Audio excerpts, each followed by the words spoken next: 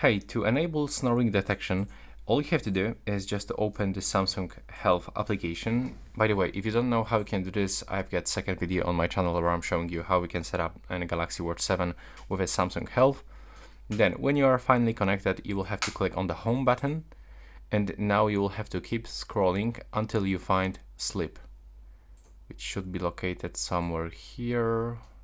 Yeah, it's right here at the top. So you can open it and now click on the three dots in the right upper corner, tap on the advanced measurement, and now all you have to do is just to enable this option of the snore detection.